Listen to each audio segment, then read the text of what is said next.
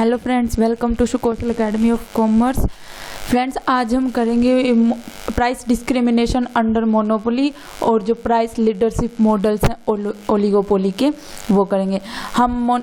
Market structures के ऊपर पहले एक वीडियो बना चुके हैं, ये नेक्स्ट वीडियो है। अगर आपने वो ना देखी हो तो आप वो ज़रूर देख ले। पहले मोनोपोली क्या होता है हमने ये उस वीडियो में वैसे डिस्कस कर लिया, लेकिन एक बार फिर से देख लेते हैं कि जहाँ पे जिस मार्केट में सिर्फ एक सिंगल सेलर हो और वो प्रोडक्ट सेल करता है उसका कोई क्लोज सब्स्टिट्यूट ना हो, तो ऐसी मार्केट सिचुएशन को हम बोलते हैं मोनोपोली मार्केट। ये जैसे कि गवर्नमेंट, जैसे रेलवे है जिसमें सिर्फ गवर्नमेंट की मोनोपोली है, वैसे अब धीरे धीरे करके वो मोनोपोली भी खत्म होती जा रही है। जैसे इलेक्ट्रिसिटी, रेलवे को अभी प्राइवेटाइजेशन किया जा रहा है ना, तो एग्जैक्ट मोनोपोली का मतलब होता है जहाँ पे सिर्फ सिंगल सेलर हो और वो जो प्रोडक्ट सेल करता है उसका कोई क्लोज सब्स्टिट्यूट नहीं होता है, इसलिए सिर्फ वही सिंगल सेलर होता है। वो अपनी मर्जी से प्राइस फिक्स करता है, अपनी मर्जी से वो मार्केट को इन्फ्लुएंस करता है। फर्स्ट फीचर्स ऑफ मोनोपोली है सिंगल सेलर होता है, इसमें no close substitute, restriction on entry and exit, क्योंकि सिर्फ सिंगली वो सेलर होता है और वो अदर फर्म्स को एंटर करने के लिए रिस्ट्रिक्शन लगाता है। और ये प्राइस डिस्क्रिमिनेशन करता है जो सेलर है। प्राइस डिस्क्रिमिनेशन का क्या मतलब है कि एक बायर से अलग प्राइस और दूसरे बायर से अलग प्राइस, सेम प्रोडक्ट के अलग अलग price different kind of buyer से चार्ज करना। और प्राइस मेकर होता है मोनोपोलिस्ट जो होता है वो, यानी कि वही प्राइस फिक्स करता है जो फिर सभी बायर्स को उसी प्राइस के ऊपर लेने पड़ते हैं, क्योंकि अदर कोई फर्म सब्स्टिट्यूट होता नहीं कि वो किसी और के पास जा सके। तो प्राइस डिस्क्रिमिनेशन हमने देख लिया कि क्या होता है कि प्राइस डिस्क्रिमिनेशन का मतलब कि charging different price from different buyers of the same good. अभी प्राइस डिस्क्रिमिनेशन के बेसिस हो सकते हैं, जैसे पर्सनल प्राइस डिस्क्रिमिनेशन, जहाँ पे person to person price discriminate करते हैं, यानी कि एक बायर से अलग दूसरे से अलग। ज्योग्राफिकल प्राइस डिस्क्रिमिनेशन का मतलब है कि एक ज्योग्राफिकल एरिया में अलग प्राइस चार्ज करना और अदर ज्योग्राफिकल एरिया में कुछ और प्राइस चार्ज करना। Price discrimination according to time, यानी कि एक टाइम पे कम प्राइस चार्ज करना, अदर पे ज्यादा करना, जैसे कि दिन के टाइम कम प्राइस चार्ज करना, रात को ज्यादा करना, या रात को कम प्राइस चार्ज करना, दिन में ज्यादा करना। तो ऐसी price discrimination according to use की, जैसे ये इलेक्ट्रिसिटी में ये होता है अकॉर्डिंग टू यूज, यानी कि जो डोमेस्टिक यूज है जो उसमें ज्यादा प्राइस चार्ज होता है इन कंपैरिजन टू एग्रीकल्चर में इलेक्ट्रिसिटी का यूज है, तो उसमें प्राइस जो है वो पर यूनिट प्राइस जो वो कम होता है। ऐसे ही इंडस्ट्रीज में भी प्राइस जो है वो कम होता है, लेकिन डोमेस्टिक एरिया में ज्यादा होता है। और डोमेस्टिक एरिया में भी फिर वहाँ पे ज्योग्राफिकल डिस्क्रिमिनेशन भी होता है। ज्योग्राफिकल का मतलब कि अगर मेट्रो सिटी है तो वहाँ पे पर यूनिट का जो रेट है वो ज्यादा होगा इन कंपैरिजन टू जो स्मॉल टाउन्स हैं, विलेजेस हैं, उनके कंपैरिजन में। और अकॉर्डिंग टू टाइम में हम एग्जांपल ले सकते हैं, जैसे कि अगर दिन में, जैसे वही कि दिन में प्राइस ज्यादा चार्ज करना या रात को कम प्राइस चार्ज करना, या कुछ ऐसे प्रोडक्ट हो सकते हैं जिनका रात में ज्यादा प्राइस चार्ज होगा, दिन में कम होगा। ठीक है। अब degree of price discrimination, price discrimination की 3 डिग्री होती है। फर्स्ट डिग्री प्राइस डिस्क्रिमिनेशन क्या होता है, जिसमें जो सेलर है वो इतना मैक्सिमम प्राइस चार्ज करता है कस्टमर से जितना कस्टमर पे कर सके, तो इसलिए वो इसमें कंज्यूमर के पास कोई सरप्लस रिमेन्स नहीं रहता। कंज्यूमर सरप्लस का क्या मतलब होता है कि जितना कस्टमर पे करने के लिए रेडी है और जितने के वो प्राइस है, जैसे कि कोई प्रोडक्ट है उसका प्राइस 100 रुपीज है, लेकिन वो प्रोडक्ट कस्टमर को इतनी सेटिस्फेक्शन देता है कि वो 120 भी पे कर सकता है उसके लिए, तो यहाँ पे प्राइस उसका 100 रुपीज है, लेकिन कस्टमर विलिंग टू पे है 120 रुपीज, तो यानी कि 20 रुपीज का जो है वो सरप्लस है। लेकिन फर्स्ट डिग्री प्राइस डिस्क्रिमिनेशन में सेलर क्या करता है कि जितना वो पे कर सके, यानी कि अगर वो 120 पे करने के लिए विलिंग है तो 120 ही प्राइस फिक्स करता है। सेलर उस टाइम पे, तो यानी कि वहां पे कंज्यूमर के लिए कोई सरप्लस नहीं बचता। इसको ऑप्टिमल प्राइसिंग भी बोलते हैं। रॉबिन्सन ने इसे परफेक्ट डिस्क्रिमिनेशन भी बोला है ऐसी सिचुएशन को, फर्स्ट डिग्री प्राइस डिस्क्रिमिनेशन को। Next second degree price discrimination. Second degree price discrimination को ब्लॉक प्राइसिंग भी बोलते हैं।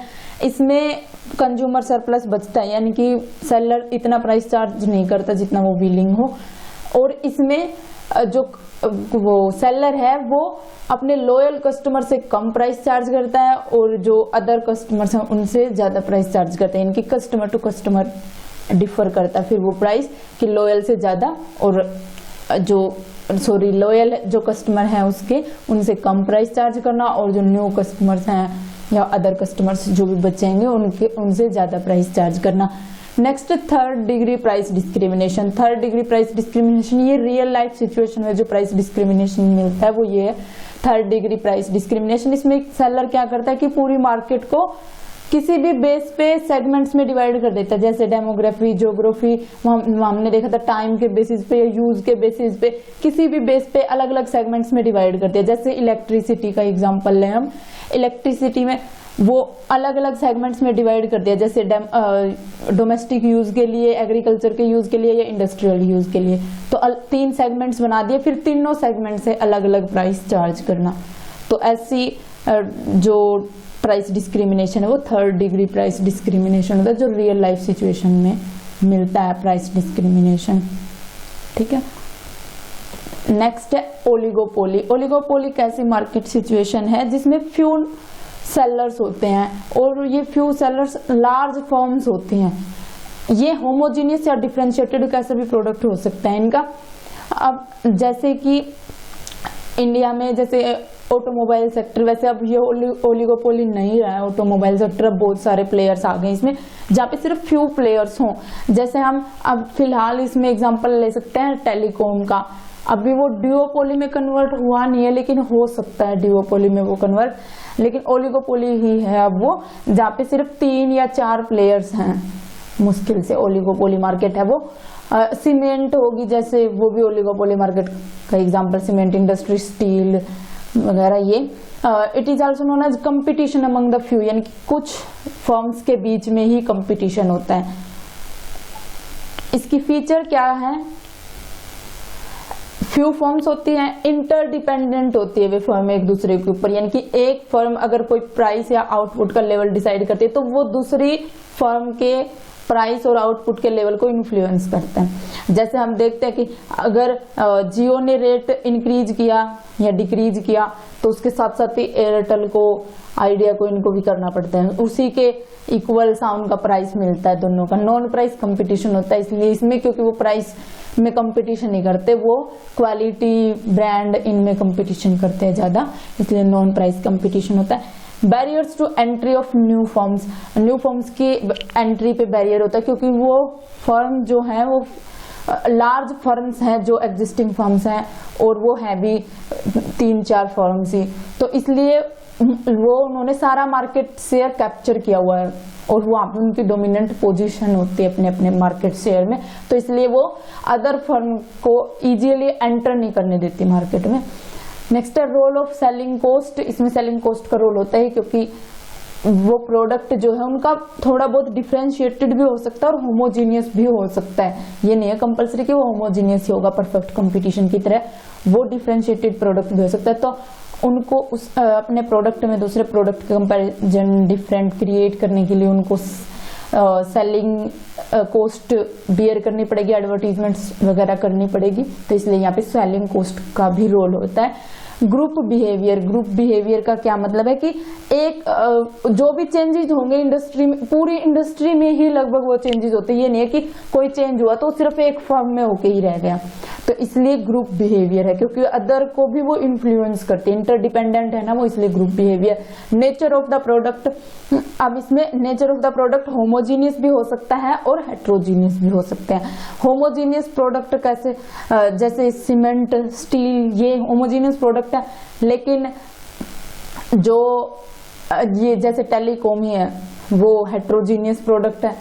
और इसके ऑटोमोबाइल्स है, वहाँ पे भी डिफरेंशिएटेड प्रोडक्ट्स हैं, यानी कि कुछ डिफरेंट होता है उनके प्रोडक्ट में। नेक्स्ट है अनसर्टेन और इंटरमाइनेट डिमांड कर्व। इसका क्या मतलब है, क्योंकि ओलिगोपोली में जो ऑर्गेनाइजेशंस हैं, जो प्रोड्यूसर है, उसके बिहेवियर का एस्टिमेट लगाना, उसको एडसर्टेन करना इजी नहीं होता है, इसलिए डिमांड कर्व है वो अनसर्टेन डिमांड कर्व होता है। डिमांड कर्व की कोई फिक्स शेप नहीं होती कि ऐसा डिमांड कर्व ही होगा ओलिगोपोली में, इसलिए अनसर्टेन डिमांड कर्व होता है ओलिगोपोली में। अब नेक्स्ट है, ये कुछ ओलिगोपोली के टाइप्स हैं, जैसे प्योर ओलिगोपोली। प्योर ओलिगोपोली का मतलब जहाँ पे फर्म्स जो हैं वो होमोजीनियस प्रोडक्ट प्रोड्यूस करती है, जैसे steel, cement, chemicals. Imperfect oligopoly जहाँ पे डिफरेंशिएटेड प्रोडक्ट प्रोड्यूस करती है, जैसे पैसेंजर कार, सिगरेट्स एक्सेट्रा। और कोलूसिव ओलिगोपोली ऐसी ओलिगोपोली जहाँ पे कोऑर्डिनेशन होता है सभी फर्म्स के बीच में, वो कोऑपरेट करती है एक दूसरे को इन डिटरमाइनिंग देयर प्राइस और आउटपुट। तो ऐसी ओलिगोपोली को बोलते हैं कोलूसिव ओलिगोपोली। और नॉन कोलूसिव ओलिगोपोली कौन सी होती है, जहाँ पे वे एक दूसरे को कम्पीट करती हैं, कोऑपरेट नहीं करती, एक दूसरे को कम्पीट करती है, तब वो नॉन कोलूसिव ओलिगोपोली होती है। अब price leadership model under oligopoly. Price leadership model का क्या मतलब है कि ओलिगोपोली में फ्यू सेलर्स होते हैं, तो उन फ्यू सेलर्स में से भी एक या दो ऐसा सेलर होता है जो लीडर होता है ओलिगोपोली मार्केट का, यानी कि वो इन्फ्लुएंस करता है अदर फर्म्स को। तो इसलिए ही प्राइस लीडरशिप मॉडल्स डेवलप किए गए। सबसे पहला है dominant price leadership. Dominant price leadership ऐसी ओलिगोपोली है इसमें कि एक फर्म जो है वो डोमिनेंट पोजीशन पे होती है, तो वो एज ए लीडर होती है ओलिगोपोली मार्केट की पूरी इंडस्ट्री की उसकी। तो वो इन्फ्लुएंस करते हैं, जैसे उसने जो प्राइस फिक्स कर दिया अदर्स को वो फॉलो करना ही पड़ेगा, क्योंकि अदरवाइज कस्टमर शिफ्ट हो जाएंगे। जैसे कि जियो है, अब जियो प्राइस रिड्यूस करती है या प्राइस इंक्रीज करती है तो अदर्स को फॉलो करने पड़ेंगे, क्योंकि अगर जियो ने प्राइस रिड्यूस किया जैसे, तो सारे जियो की तरफ शिफ्ट हो गए कस्टमर्स, तो अदर्स को फॉलो करना पड़ा, उनको भी अपना प्राइस जो है वो रिड्यूस करना पड़ा। अब ऐसे ही barometric price leadership. Barometric price leadership में वो जो ऑर्गेनाइजेशन है वो फोर्स नहीं करती कि उसको फॉलो करें अदर ऑर्गेनाइजेशन, लेकिन वो ये अज्यूम करती है कि वो कुछ इनिशिएटिव लेगी मार्केट में चेंज लाने के लिए, और जो अदर फर्म है फिर वो अब फॉलो कर लेंगे उसको। लेकिन अगर उनकी अजम्पशन जो है सही नहीं होती तो उसको वापस जो अपनी स्ट्रेटेजी थी उनमें चेंज करना पड़ेगा फिर उस फर्म को ही। तो ऐसी प्राइस लीडरशिप को बोलते हैं barometric price leadership. Next aggressive price leadership. Aggressive price leadership में कि एक जो फर्म, जो डोमिनेंट फर्म थी, जो वो अपनी सुप्रीमेसी शो करने के लिए अदर फर्म्स को थ्रेटन करती है कि उसकी लीडरशिप को ही वो फॉलो करें। इसके लिए वो अग्रेसिव प्राइस फिक्स कर देती है, तो अदर को भी वही फिक्स करना पड़ेगा, तो वो अपनी सुप्रीमेसी शो करती है एग्रेसिव प्राइस लीडरशिप में, जो डोमिनेंट फर्म होती है वो। ठीक है, अब ये ड्यूओपोली मार्केट क्या होती है। ड्यूओपोली मार्केट भी ओलिगोपोली की एक सिचुएशन है कि अगर ओलिगोपोली में ऐसी सिचुएशन हो जाए कि सिर्फ एग्जैक्ट दो सेलर ही बचे, तब उसे हम बोलते हैं ड्यूओपोली। जैसे कि हो सकता है अब जैसे कि वो AGR के इशू के कारण और भी बहुत सारे टेलीकॉम इंडस्ट्री में इतने सारे चेंजेज हुए, तो उनके कारण आइडिया बिल्कुल मार्केट से बाहर होने को है। अब आइडिया अगर बिल्कुल बाहर होगी मार्केट से तो सिर्फ दो ही प्लेयर बचेंगे, जियो और एयरटेल। तो इसलिए ऑलमोस्ट ड्यूओपोली क्रिएट हो जाएगी उन दोनों के बीच में। ठीक है, तो ऐसी मार्केट सिचुएशन ओलिगोपोली की ही ऐसी सिचुएशन जहाँ पे सिर्फ एग्जैक्ट 2 सेलर्स हो, तो ऐसे मार्केट को हम बोलते हैं ड्यूओपोली। ठीक है फ्रेंड्स, थैंक्स फॉर वॉचिंग। अगर आपको वीडियो पसंद आए तो लाइक करना, चैनल को सब्सक्राइब करना और वीडियो को ज़्यादा से ज़्यादा शेयर करना। Thanks for watching.